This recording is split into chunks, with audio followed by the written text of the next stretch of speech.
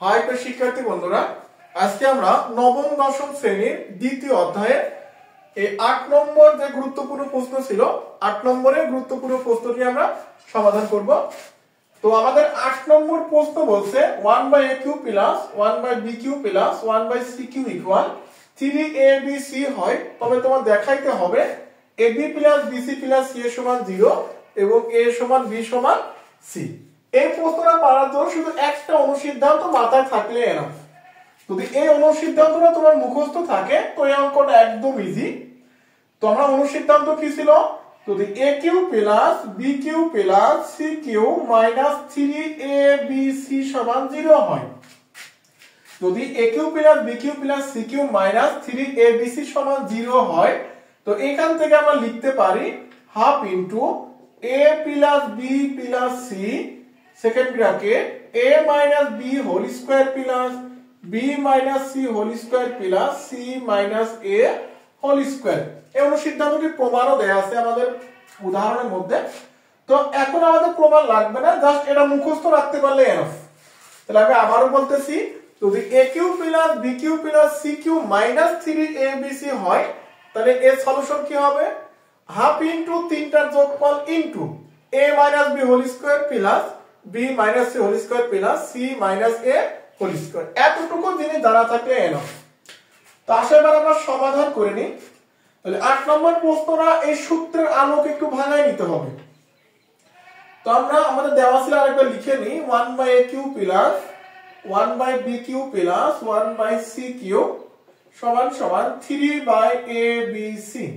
তো চাইলে আমরা এটাকে লিখতেও পারি 1/a এর উপরে কিউব প্লাস 1/b এর উপর হোল কিউব প্লাস 1/c এর উপরেও হোল কিউব লিখে নিতে পারি।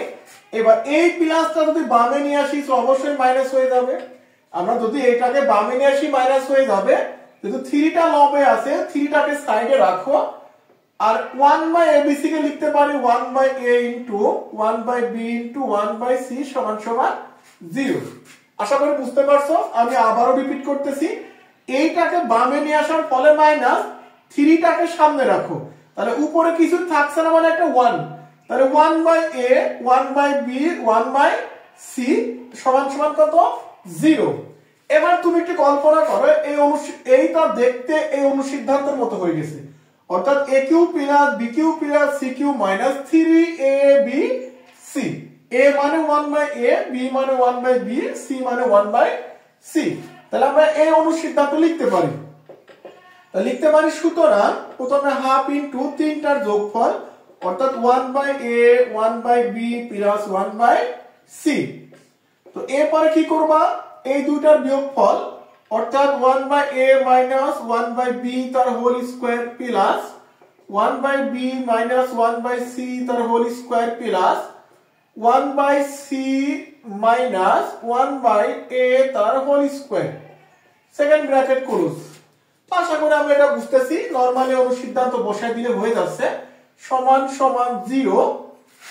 তো এখন দেখো, যেহেতু আমাদের এই দুইটার গুণফল সমান 0, তাহলে আমরা বলতেই পারি হয় half into 1/a plus 1/b plus 1/c সমান 0, অথবা 1/a মাইনাস 1/b তার whole square plus 1/b minus 1/c তার whole square plus 1/c minus 1/a তার হোল স্কয়ার সমান কত, 0।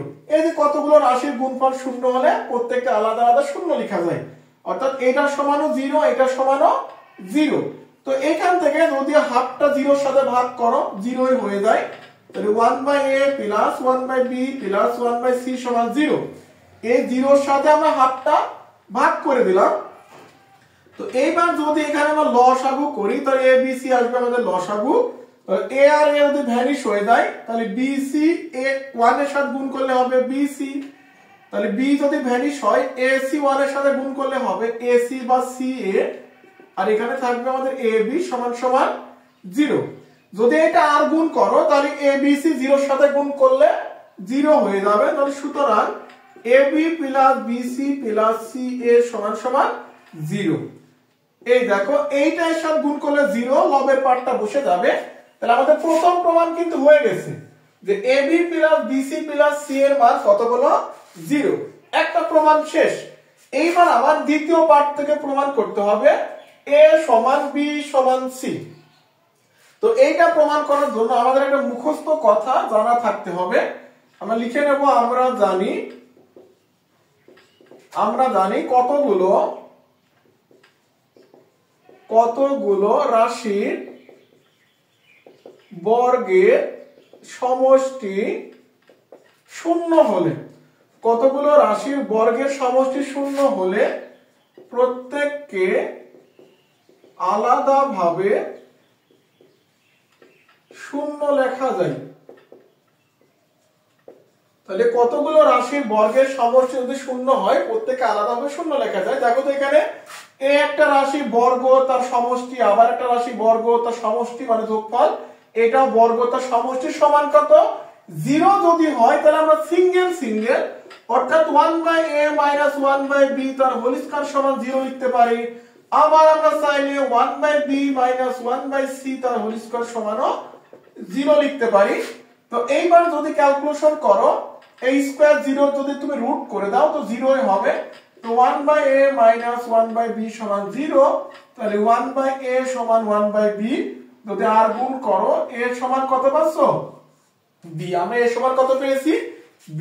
যদি সেম কাজ এখানেও করি 1/b - 1/c সমান 0, তো 1/b সমান 1/c, যদি এটা আর গুণ করে নাও b সমান কত পাচ্ছো c পেয়েছি। এখানে একটু খেয়াল করো আমরা a সমান b পেয়েছি, b সমান c পেয়েছি। তো দুইটা একসাথে করে তার আমরা লিখতে পারি a সমান b সমান কত বলো c, a সমান b সমান c।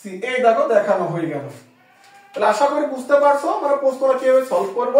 যদি এখান থেকে শুধু একটা অনুসিদ্ধান্ত মাথায় থাকে তাহলে এই ধরনের প্রশ্নগুলো সলভ করা কিন্তু অনেকটা সহজ। তো এটা তো 8 নম্বর করলাম। তো 9 নম্বর যে প্রশ্ন আছে এটাও সেম প্যাটার্নের প্রশ্ন। তো আমরা পরবর্তী ক্লাসে 9 নম্বর প্রশ্নটা সলভ করব ইনশাআল্লাহ।